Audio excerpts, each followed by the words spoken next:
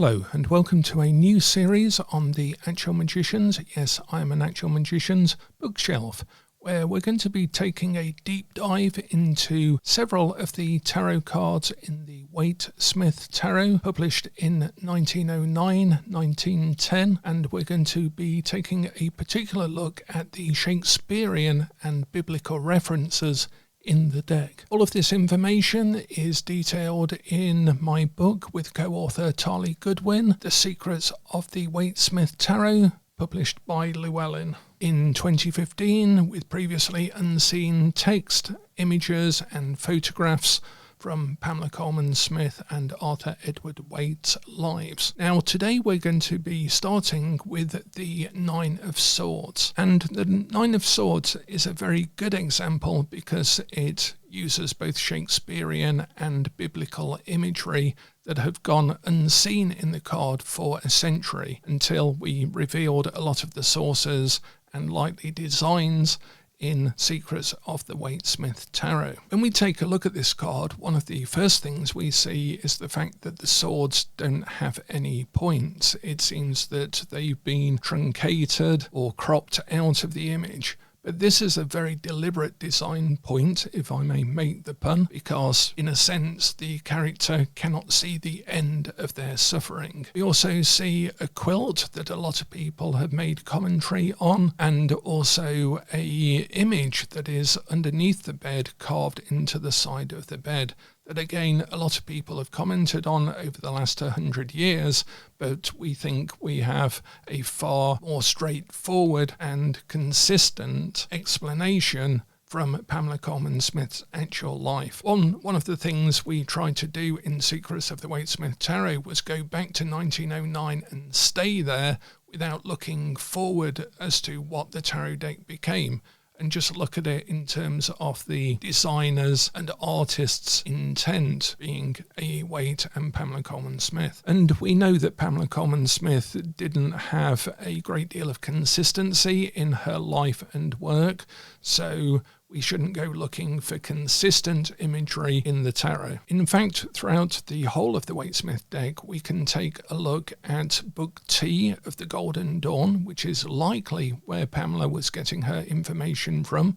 She would have been likely loaned a hand-copied version of that by A. Waite, thereby breaking his vows of the order, because Pamela was only initiated to a Zelator grade, a lower grade, and would not have had access to the secret teachings of correspondences in the tarot. But we can see that she had access to that book through several of the designs which take their lead from the text in Book T, as it was known, likely written by Westcott, Mathers and or Woodman, but more likely Mathers based on earlier works. So in effect, the Waite-Smith deck is actually more of a Golden Dawn deck than any other sort of deck, which is strange for saying that a Golden Dawn deck was not published at the time. We can also see in the image the main figure holding their head in their hands and wearing a white smock. And again, we can come to Pamela Colman Smith's life and background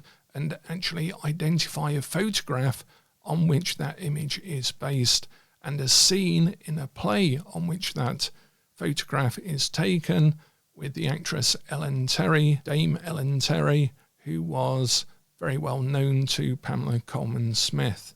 In fact, she took a lot of her theatre direction from Edward Gordon Craig, who was Ellen Terry's illegitimate son, and had already written a book called On the Art of the Theatre in 1904, 5 years before the Waite-Smith deck was published. So in this card then, we start off, as we do in the book, Secrets of the Waite-Smith Tarot, published by Llewellyn in 2015, with Book T, with the Golden Dawn description. Pamela didn't have a whole library of books on tarot from which to draw her image, so she was using Book T. It's almost certain that this was the case, but not being consistent in it, which is unfortunate.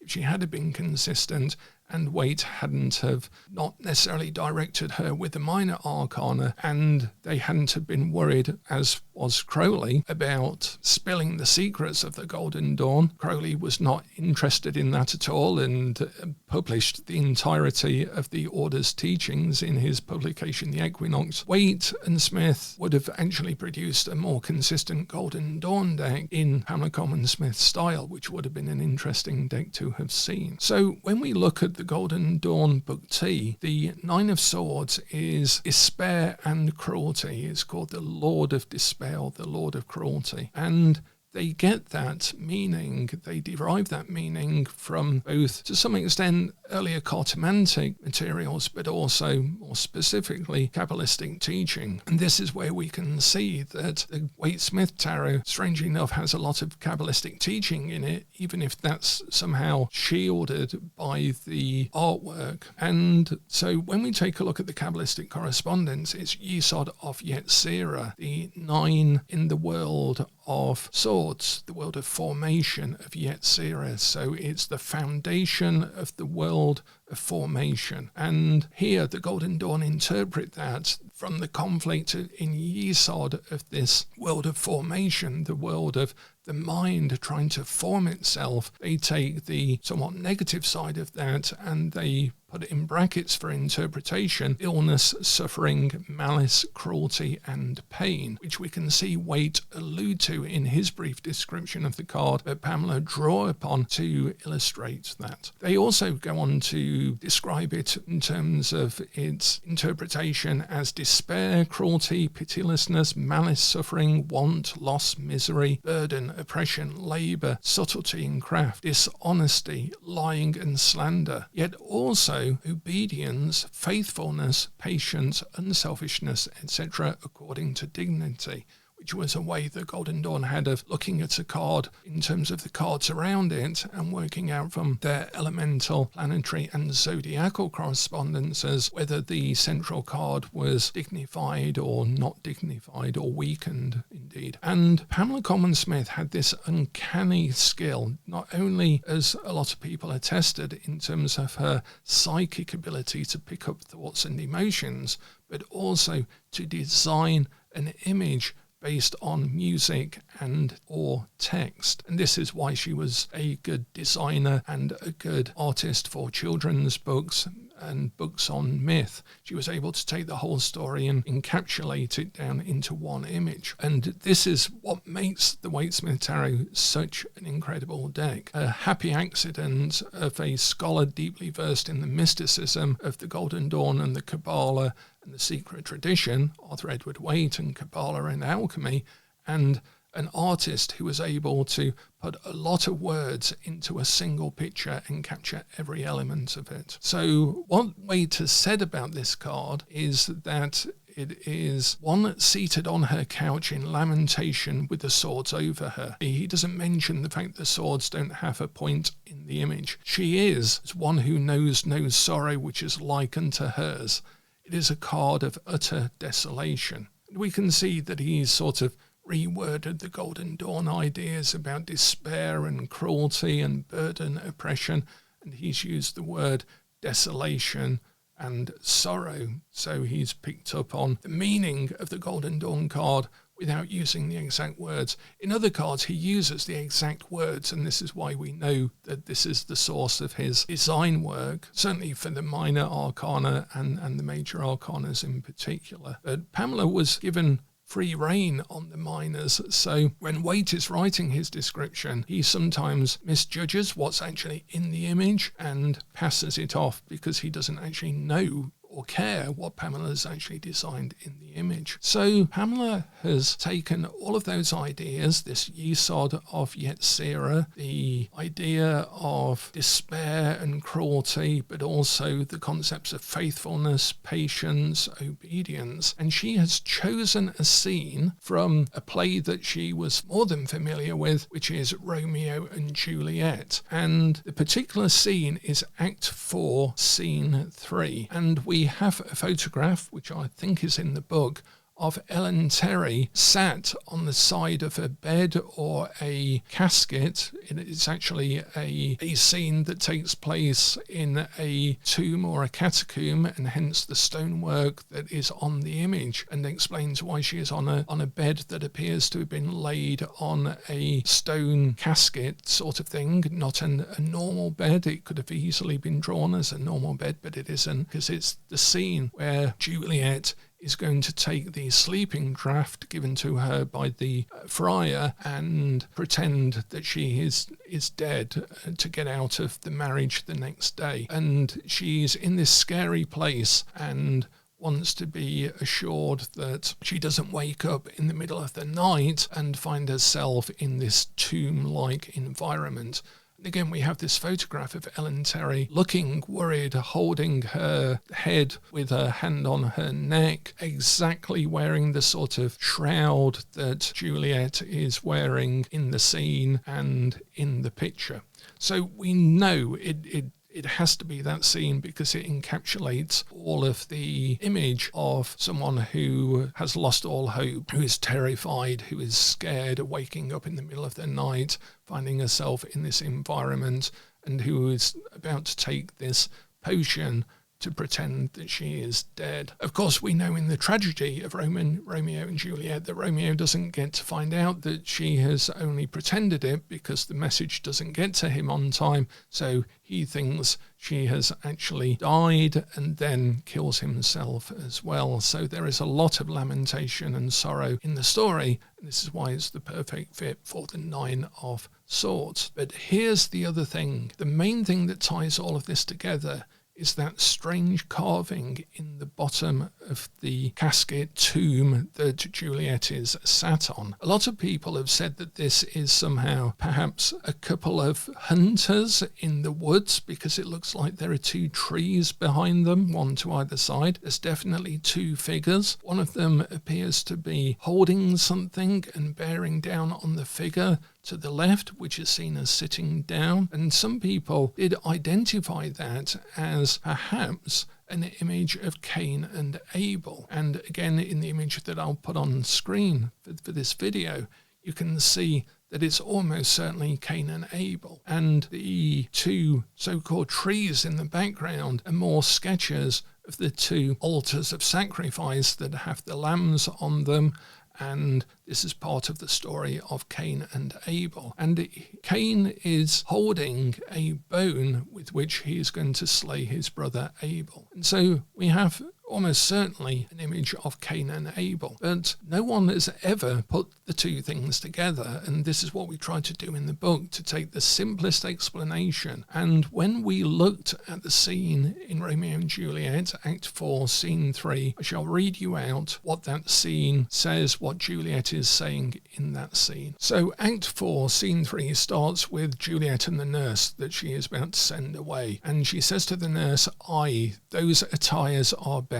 Gentle nurse, I pray thee, leave me to myself tonight," and makes an excuse for being left, because she actually says, "I have need of many orisons," prayers, "to move the heavens to smile upon my state, which, well thou knowest, is cross and full of sin." So again, Juliet is in the state of the card, as we've seen described by the Golden Dawn. This despair, this cruelty, this loss, this sense of depression, oppression, and so forth. And then Juliet takes out the vial of sleeping draught that is going to put her to sleep. She doesn't know what is going to happen with that. She says, "Farewell. God knows when we shall meet again. I have a faint cold fear thrills through my veins that almost freezes up the heat of life. I'll call them back again to comfort me. My dismal scene, I needs must act alone. Come vial," and she takes out the vial. "What if this mixture does not work at all? Shall I be married then tomorrow morning?" And she takes out a knife and puts it beside her. So again, there's a reference to a blade here. And then she goes on, "No, no, this shall forbid it. Lie thou here. What if it be a poison which the friar has subtly administered to have me dead?" And she fears about that. So she's lost in fear, lost in sorrow, lost in despair. And then she goes on, How if, when I am laid into the tomb, I wake before the time that Romeo comes to redeem me, which is exactly the image that we have the photograph of Ellen Terry sat on the side of this tomb, and also we see on the card this waking up, the fear waking up. How if, when I'm lain into the tomb, I wake before the time that Romeo comes to redeem me? There's a fearful point. Again, we're missing the points of the swords. There's a fearful point. Shall I not then be stifled in the vault, to whose foul mouth no healthsome air breathes in, and there die strangled ere my Romeo comes? And she goes on about the vault, the ancient receptacle, where for many hundred years the bones of all my buried ancestors are packed. Then she goes on and describes the nightmare that she fears she might wake up into, where bloody Tybalt, yet but green in earth, lies festering in his shroud, where, as they say, at some hours in the night spirits resort. Alack, alack, is it not like that I, so early waking, what with loathsome smells and shrieks like mandrakes torn out from the earth, that living mortals, hearing them, run mad? Oh, if I wake, shall I not be distraught, environed with all of these hideous fears, and madly play with my forefathers' joints, and pluck the mangled Tybalt from his shroud, and, in this rage, with some great kinsman's bone, as with a club, dash out my desperate brains? And in this rage, with some kinsman's bone, as with a club, dash out my desperate brains. It's a reference to the story of Cain and Abel and the sorrow and despair of one killing another. And it's directly in that quote. And she goes on to say, "Oh, look, methinks I see my cousin's ghost, seeking out Romeo that did spit his body upon a rapier's point," a sword's point. She doesn't want to see the sword's points. "Stay, Tybalt, stay. Romeo, Romeo, Romeo, here's drink. I drink to thee." So the exact quote of the scene that Pamela has painted not only picks up all of the Golden Dawn meanings, not only picks up what Waite was going to intend for that card, but also has the biblical reference of Cain and Abel to illustrate what Juliet is saying in that scene, and thematically back up the point of sorrow and despair and confusion, and other meanings that Waite has also added for this card from cartomancy of death, failure, miscarriage to some extent. There's a miscarriage of the plan, delay, deception, disappointment and despair. Interestingly enough, he also mentions an additional meaning of the card is a priest, which he has obviously got from some old cartomantic tract. So there's somehow a little reference, I guess, to the friar that's in the play, in the story. But very much this card embodies death, failure, miscarriage, delay, deception, disappointment, despair, everything. And Pamela has drawn that scene, Act 4, Scene 3 from Romeo and Juliet, based on her seeing Ellen Terry perform that scene in order to encapsulate that Golden Dawn meaning, and it allows Waite to write what he writes about it as well. So I hope that's been an interesting deep dive into the card. You'll notice I've not mentioned the blanket that appears to be over her. I'll save that for another video because it's not necessarily relevant, and it's part of the inconsistency of Pamela's work throughout the whole deck. So rather than get distracted by seeing strange patterns or symbols or meaning in that, prefer to zoom out a little bit and look at the intent of the card, the intent of the design, the meaning of the card, and how understanding that scene, that despair, that waking up in the middle of the night in an unfamiliar place, all of that adds to our reading of the card. And the Cain and Abel story about betrayal, perhaps jealousy, about rage, about murder, all of these things also add to the implied violence that could be seen in that card as well, causing the suffering of the person involved. So I hope that gives us a good deep dive into that card. All of this and a lot more about Pamela Colman-Smith's background in the Golden Dawn, how long she studied for, what information she had, what Waite was intending to do with the deck and so forth.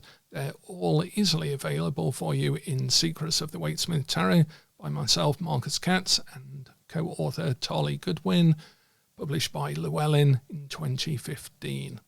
So thanks again, and I look forward to doing another deep dive in this series with you next week.